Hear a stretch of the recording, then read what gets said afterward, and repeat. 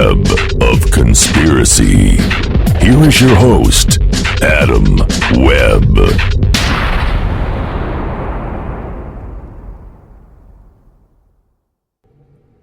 Hello and welcome to another exciting edition of the Web of Conspiracy. I am your host, Adam Webb. It's great to be back with you again this week. Well, not quite. I guess I ran in here in a little bit, about a day later on this podcast than I would have liked, so I apologize once again for the delay here, but I'm finally getting around to releasing this podcast, so bear with me. Once again, thank you for listening. Welcome new listeners. I also want to thank, I got a bunch of feedback I was going through, and I appreciate all of your comments. As long as they're polite, I certainly appreciate it. Give me a chance to kind of build and go from there and find ways to improve the podcast as much as possible. That being said, another format, and it's a little underutilized, but I know that I've got a few people out there who follow the show on the social media pages, either Facebook, Twitter, Google+. So if you haven't done that, feel free to do so. I try to interact as much as possible with listeners there, as well as accept show ideas. That's a little rant I'll get into here shortly. That being said, if you have any suggestions, comments, I also welcome via email, webofconspiracy@gmail.com. So feel free to interact when and if you so choose. I welcome the positive comments and criticism. And as long as they're constructional, that's all that matters. So, a couple of items I want to touch on briefly.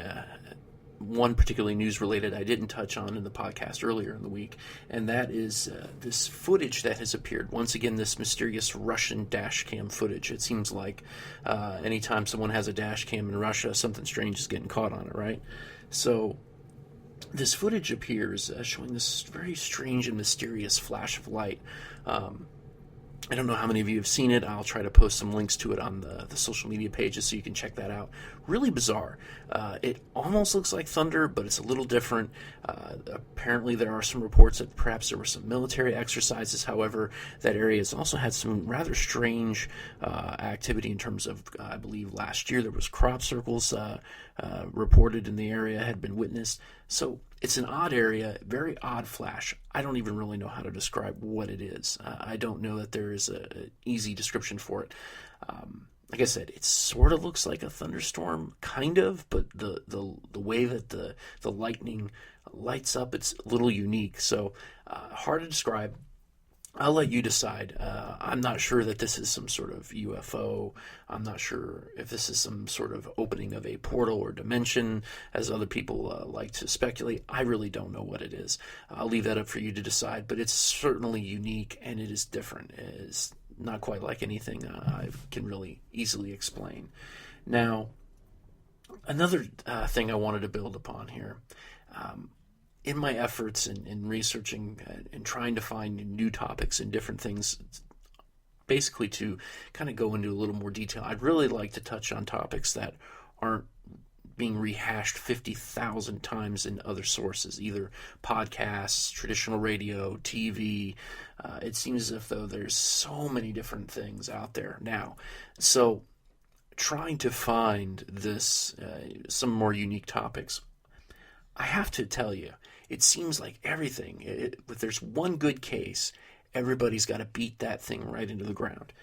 Prime example, as interesting as this case is, and I've touched on it briefly in the past, and as much as I want to do an entire show on the subject, I just don't know that I will, just because of how overdone the topic is. And that's the incident that occurred at RAF Bentwaters in the United Kingdom, the encounters that two U.S. military servicemen had there, well actually three, including their supervising officer, but the stories that Burroughs and Peniston have since related, it's been overdone. I really wish, and I really regret that the most interesting cases are the ones that are being beat into the ground. And I feel like there has to be something else out there, right? There has to be more than just Roswell and more than just this particular case. And it seems like, or of course, Area 51. Not that those aren't interesting and not that they don't have their redeeming qualities. They certainly do. But I feel as if, though, those topics are so overdone. So I'm desperately searching and trying to find some cases that I think are not only interesting but are unique, something that we haven't heard 50 times or don't see on every single UFO-themed TV show or any of the other shows that are out there. I just don't want to do something that's been overdone, and I kind of feel like that's where I'm at with some of these topics right now. So, I don't know. If you disagree with me, please feel free to let me know. But I'm so over the same stories over and over and over again. And occasionally, yes, they do. In rehashing some of these things, we do get some new evidence, and we do get some new details that come to light, and that's fantastic. And that's sort of the idea. But in the same respect, just rehashing, no, thank you. So for the topic today. This is probably going to be a pretty short episode, and I think some of you probably won't be too opposed to that. The Jersey Devil. Now, this is a sort of one of those stories and legends and folklore that go back. Some of the earliest reports date this back to the mid-1700s, others into the early 1800s. There seems to be at least a little bit of a disparity between the actual inception of when this legend began. Now, those of you who aren't familiar with the Jersey Devil, the story goes essentially like this. A woman named Mother Leeds, who was living in the Pine Barren region of New Jersey, was pregnant with her 13th child. And on the night that this child was to be delivered, while in the throes of labor pains, had cried out, "Let this one be a devil." Of course, leading more into the myth of the 13, right? The aura that surrounds that number. And the legend then goes on to say that this child, when it first was born normal, but then morphed into this very bizarre creature that stood taller than a man, had the head of a horse, wings of a bat. Very bizarre looking creature, hooved. Some say it was dragon-like. Just kind of a very strange conglomeration of different creatures all rolled into one in this story. Now, this legend then goes on to say that after this child was born and morphed into this creature, it flew away screaming into the woods, and whilst doing so, killed a midwife in the process. Now, this is a really fantastic tale, but it's one that, for people in the region, it certainly carries a certain aura to it, a certain power. That being said, going back in through the history of it is very difficult to confirm a lot of these stories.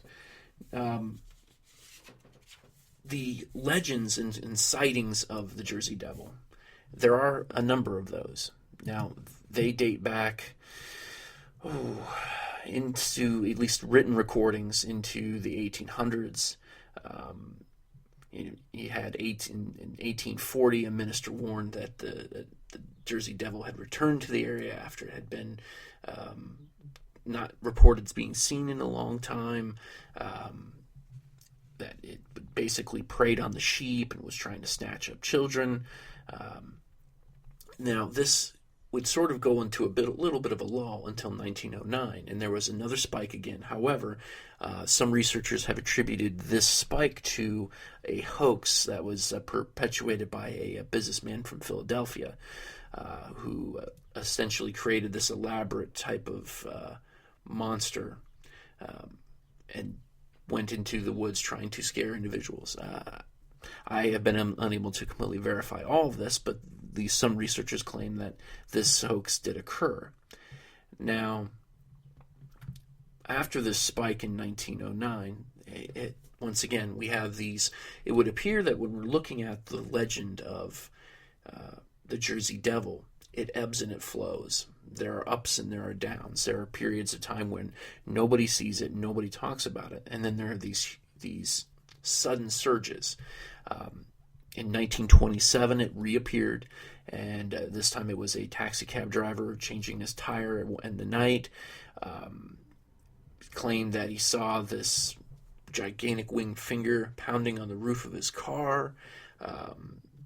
After he had fortunately for him, I guess he had managed to get the tire back on, left the jack and the other flat tire behind, and got the hell out of there. And he did report that incident to the police in nearby Salem. Now, then there's also a report in 1930 I believe some berry pickers had witnessed this creature crashing through the fields. So this little spike here, and then it dies down again until 1951. And then there was a pretty significant surge of sightings in 1951. A 10-year-old boy reported seeing the Jersey Devil, outside of his window at night with blood dripping from his fangs.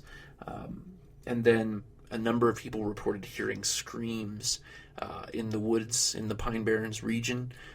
A group of children claimed that they had cornered the Jersey Devil just outside of Gibbston, and the creature bounded away without hurting anyone. And then apparently dozens of other people reported witnessing this sighting as well. So once again, another surge, but this seemed to have a number of people that could verify this. Now, there's another report of a sighting in 1960. However, once again, that was the one that was sort of being dismissed as being a hoax. To me, one of the more intriguing sightings occurred not too long ago, and this was in 1993. A forest ranger named John Irwin was driving along I believe it's the Mullica River in southern New Jersey, and he saw a head in the road. It was blocked by what he described as the Jersey Devil. He said it was about 6 foot tall, had horns, had this matted black fur type of hair, and he stated that the creature stared at him for several minutes before it turned and ran into the forest. And that's one of the more, I guess, recent sightings in terms of anything of value, in terms of who the witness may be. In this case, we're looking at someone who you would hope would be a solid witness, a forest ranger, someone who knows wildlife, someone who's familiar with the area, and someone who hopefully would be someone who would be a trusted public official. As there have been reports in the past of police officers. In terms of verifiable recent sightings, well, there's been a number of people who've claimed, but in terms of anything of significance and value, it's hard to say. Just those are some of the more historically researched reports about the Jersey Devil in the last 100 plus years or so. So I would imagine that there are still stories and legends in the area now. And certainly I know there are groups of people who dedicate their lives researching this and going out and looking for the Jersey Devil. So the story is one that fascinates me, and I've discussed these ideas of these folklore type of entities in the past, and I always tend to believe that there's a grain of truth in this. Well, one of the interesting little anecdotes is that one researcher claims, and at least tends to put the blame on this story on Benjamin Franklin. Now, interestingly enough, Benjamin Franklin, of course, he's known for having an almanac called Poor Richard's Almanac, was in competition with a man by the name of Titan Leeds, who, of course, you recognize the Leeds name. He released a Leeds Almanac, and apparently there was a heated rivalry between those two that lasted into the mid-1700s, right up until Titan Leeds' death.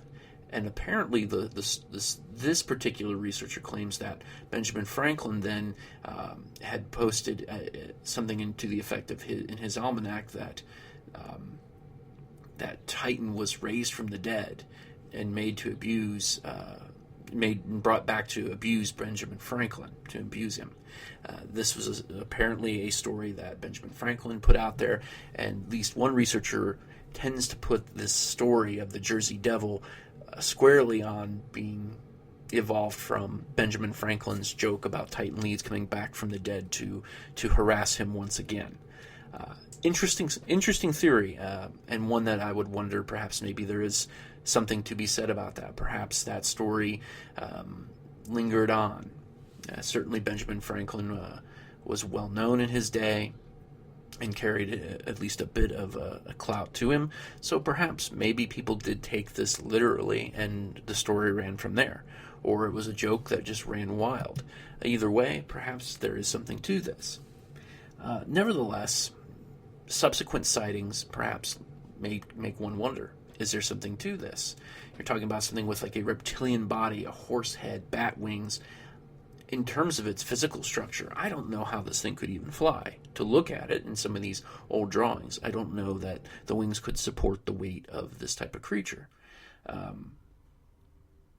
So is this something, could this possibly be a real biological entity? I'm uncertain of this. I would tend to think that perhaps in many of these occasions, certainly early on, that we're talking about maybe some misidentification, perhaps a little bit of, while I am always a little skeptical of the mass hysteria story, the visuals of this creature are so outlandish that I have a hard time believing it to have been legitimate. Nevertheless, there could be some explanations as to how this may have been legitimate. Perhaps this was some sort of extra-dimensional or interdimensional being that could move between dimensions, as I've discussed in previous podcasts. That could perhaps explain what the Jersey Devil is. I, however, as I was researching this, came upon a thought that perhaps what we're looking at in the story and the legend of the Jersey Devil, perhaps, yes, it began as a legend, as a story, and it became something more. About a year ago now, I released a podcast on Slender Man and other Thoughtform entities, and it dawned on me that perhaps the Jersey Devil was like a Thoughtform entity, something that did not exist until someone dreamed it up and other people began to believe in it. Perhaps what we're dealing with is something that has actually manifested from the energy that all of the people in the region who believed that it existed, gave the energy and somehow was able to create this strange being. Perhaps the Jersey Devil is a Thoughtform entity, and that perhaps these sightings that we're seeing even in modern times, maybe it's something that's legitimate. It's not people just having their imaginations run wild with this legend from almost over 200 years ago now. 200 and, wow, I can't do math. I'm not a mathematician. That being said, hundreds of years ago now, that perhaps this story and the power that came along with that and the belief that it exists brought this thing into existence, and that we began to see more and more people witnessing this, and not just people but public officials, law enforcement, a forest ranger. Maybe this is a Thoughtform entity. Now, in all fairness, I don't know that I've come across a whole lot of research that would seem to support that in terms of other researchers' work, but it's something that makes me wonder. To look at the creature in terms of just pure scientific constructs, I don't know how it could fly. I don't know how it could exist in the way that people claim that it exists. Now, there are other depictions of this thing having much bigger wings. So the depictions on this thing are all over the place, which makes it really hard to pin it down if, in fact, it was a physical being. So we're left with people perhaps imagining, letting their imaginations run a little wild. or that we are looking at some sort of strange cryptozoological creature that has somehow managed to evade in that area, which perhaps I'm certainly more skeptical of this thing being a legitimate biological entity than I am in comparison, say, to a Sasquatch or a Yeti. But that being said, for those who have witnessed it, it's a very real phenomena for them. So it leads me to the possibility that what we're dealing with here is something that has been created by the power and the energy of the people who believe in it. That this wasn't something that necessarily always existed, but the legend has somehow been brought to life, perhaps with the psychic energy of all these individuals. If there is that capability, if we have this sort of collective energy to make things happen in mass, then the idea of a thought-form entity isn't so far out there. Certainly no further out there than the possibility of some sort of reptilian, horse-head, bat-winged creature flying around New Jersey. So I will leave it for you to decide, and certainly for you to continue research for those of you who are interested in the subject. As I've stated, a number of tales. It's hard to get very solid sightings in recent time, but there are a number of people who still claim to have witnessed the Jersey Devil in the Pine Barren area of New Jersey. But who knows? Maybe we are dealing with a physical entity, or maybe we're dealing with something that man has somehow managed in some way to create. Well, that's what I have for you in this episode. I hope that you enjoyed it. Next week, I'm going to be moving into a slightly different topic. I'm going to talk about the Taos hum. I'm not sure how many of you have heard of that. Another strange kind of phenomena. I've dealt with some sort of issues like that in a previous podcast, but I really wanted to delve into what's going on out there in Taos, New Mexico. If you have any other questions, suggestions, comments for the show, once again, please feel free to contact me on the social medias or to email me at webofconspiracy@gmail.com. All right. Well, once again, thank you for listening, and have a great week.